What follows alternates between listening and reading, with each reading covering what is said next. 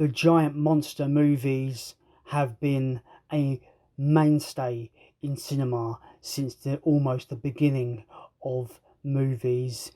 Japan blew up the genre with their release of Godzilla, and since then Godzilla has seen a massive 65-year career as the king of the monsters, going through numerous spin-offs, new adventures, remakes, and of course the classic crossover versus movies. But are there other movies and other monsters that can almost take his crown?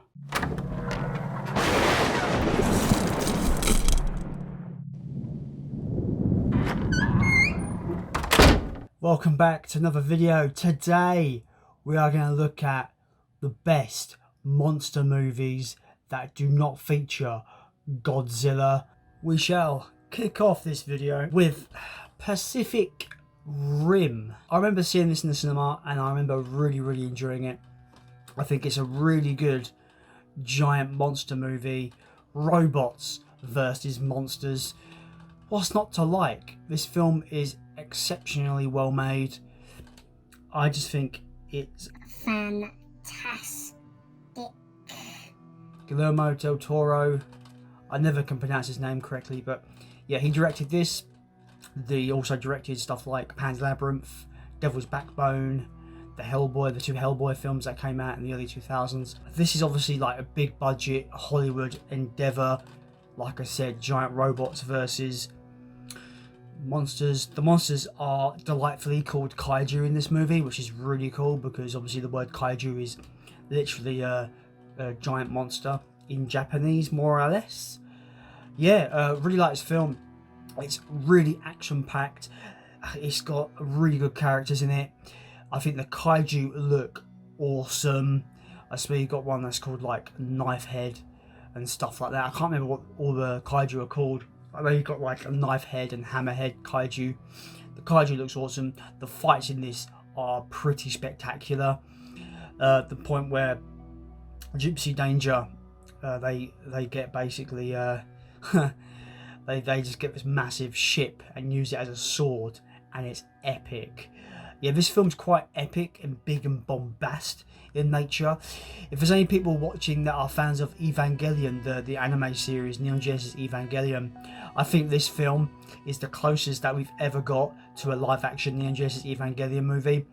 It's like the characters have to like connect their brainwaves with the machines, with the like, you know, the giant mechs that they're piloting. It's like a tag team of minds in this, because you have to have two pilots to pilot one mech in this film, and they kind of have to, you know, sync their brainwaves together or something similar to that effect. And it's pretty interesting, very similar to Neon Genesis Evangelion, with the whole connect the brain with the machine, and the machine's almost kind of biomechanical in nature. But this is a bit different, but it's very highly inspired by Neon Genesis Evangelion. And I think if Del Toro would be able to get the license for that anime and that manga series, he would do a smashing good job of bringing that to life. This is the closest thing we've gotten for that. And I just think it's dumb fun. Like, what else do you want from a giant monster movie? You want it to be dumb, fun, massive action, bombastic. But yeah, I think Pacific Rim still holds up. I've not seen the sequel. I've not heard very good things about the sequel, so I can't comment now. But I've heard that it's not the best.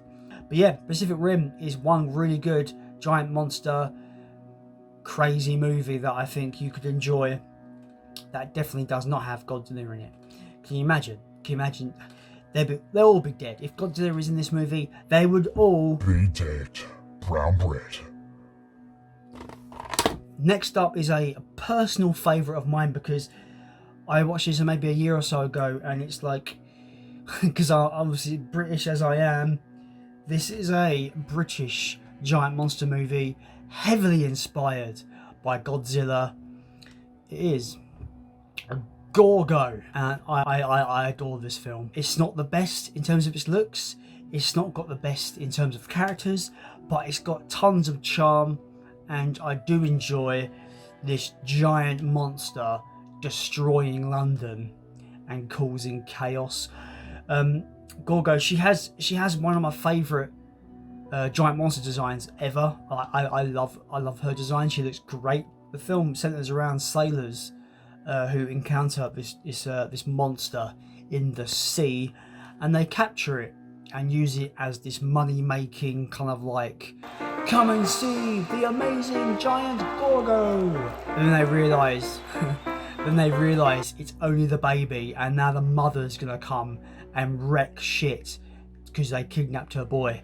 Mate, it's so good. Like I said, it's not like it hasn't got the best characters, it hasn't got, you know, the best cinematography, but I think it's got a lot of charm. I think it's still quite well made for a British kind of Godzilla kind of like inspired movie.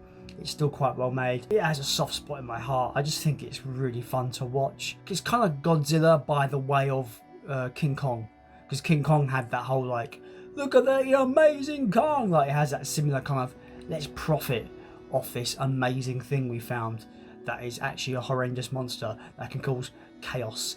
But yeah, Gorgo is one to watch. I'm really happy to have it on Blu-ray. Gorgo is excellent. I recommend it if you're looking for a giant monster movie that doesn't have Godzilla. Mate, if Legendary Pictures bring Gorgo into the Godzilla, into the Godzilla monsterverse, I'm gonna lose my shit because I love Gorgo. Awesome. Next pick is probably one of the greatest kaiju films ever made, in my opinion. That is Gamara, Guardian of the Universe. Gamera is quite known as the biggest, competitor to Godzilla in Japan. It built a 60-year career of films, and those films were primarily aimed at children. So they have that similar kind of Showa era, very goofy, very silly. But then the Heisei Godzilla came out. The owners of Gamera were like, oh shit. And they released this. And it goes pretty much toe to toe, and if not kind of betters the Heisei Godzilla films. Nani? This is the first out of a trilogy of this style of Gamera film. And the trilogy in general is like one of the best kaiju trilogies ever made. If I were to pick when it comes to like favourite kaiju films, this is in my top 3, 100%. Could be number 2 even though as a film I think I prefer Gamera 2, Attack on Legion. I almost put this in here, but I thought if you don't know what Gamera is and you don't know about the Heisei trilogy, I might as well just talk about the first one. So this came out in 1995, the same year as Godzilla vs. Destroyer. I love that Godzilla film as well, but I do feel that Gamera edges it out in terms of quality. Nani? Like the visual effects, the whole look of this film is visually beautiful for a kaiju film. That says a lot in an age where kaiju films were very goofy before the Heisei era. So this has some of the best costume design I've ever seen in a kaiju film, and I feel a giant radioactive turtle that can fly, spins and flies is badass. It has one of my favourite kaiju villains, which is a Geos. Geos is like this almost kind of like demon pterodactyl kind of kaiju, and it is ferocious. Just love this movie. There's a lot of tension in this. Like Gamera doesn't turn up until maybe about 45 minutes into the film, but you've got a lot of Geos carnage, like Geos on the cover here. There's a lot of carnage with Geos at the beginning of the film, and it's just the practical effects in this, and the suit designs are fantastic. They are probably the best in the business, in my opinion. I think they're the best suit designs, the quality of suits in any kaiju film. That's coming from high praise from a guy who loves Godzilla and loves the original Godzilla film. But yeah, the Gamera 90s trilogy is probably the best looking kaiju films ever made, in my opinion, and I think it'd be very hard pressed for anything else to top it, really. But yeah, if you're looking for a Godzilla alternative that's also Japanese, Gamera is the one. As much as I get charm from the earlier Gamera films, they are for children. So if you're more of a more grounded kaiju fan, giant monster fan, you might enjoy the Gamera 90s trilogy a lot more. It's very grounded, it's very dark, it's very just straight up awesome. And I think everyone needs to check it out. If you have any desire to discover giant monster films that are not Godzilla, Gamera is up there with the best, if not probably the best. Well, I've got one more to talk about, so he's not the best, but he's damn close. To wrap up this video, I had to include it because it started the genre, some would argue, and I think I would have to agree. I only saw this film for the first time this year, and I was still kind of blown away how good it really is, and it's got that reputation for a reason, and I was still like, this is incredible, especially for the time. I'm of course talking about the 1933 King Kong. Mate, talk about starting a genre of movies. Very, very strong. Everything about this film is fantastic. I love the characters are really cool. King Kong is imposing and scary and lovable all at the same time. This film, everyone should see this movie if you want giant monsters in your life. It started a genre.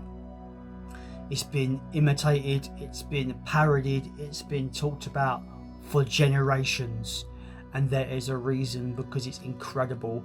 I highly recommend everyone to watch this. I watched the colour version first, and then I went back and I watched the black and white version. The black and white version is superior because some of the colour choices that they decided to kind of choose is a bit weird. The black and white version is the version to go with. Mate, so many things about this film are just outstanding. The stop motion effects are just breathtaking for the time period. When you think this is 1933, this is 53 years before I was born, and the stop motion effects are so good. The King Kong versus T-Rex fight is one of the greatest monster fights in all of cinema, in my opinion. Some of the greatest examples of top tier special effects, top tier stop motion. And you know, stop motion might look dated now, but when it's done with this kind of finesse and this kind of artistry in a film of this age, it just works. It looks outstanding, and I think it adds to the charm of this film. I like all the characters as well. All the characters are great. Fay Wray, her performance is fantastic. Everyone should watch this movie. Everybody. It's a film that I think everyone can enjoy. The remake, just got 2 remakes. The 70s remake I've not seen, but the 2005 Peter Jackson remake, I liked it when it came out, but I hadn't seen the original. Now I've seen the original, it doesn't cut anywhere near close to the OG King Kong. That is the end of this list of what I consider to be the best giant monster films that do not feature Godzilla. If you've got your own picks, throw them down below. As always, I've not seen everything. There's probably a few films that I've missed off because I haven't seen them. So throw them in the comments and let me know what your picks are. But as always, like and subscribe, comment down below and all that jazz. And as always, I've been Jason. bye. Nani? Blue and red, blue and red, blue and red.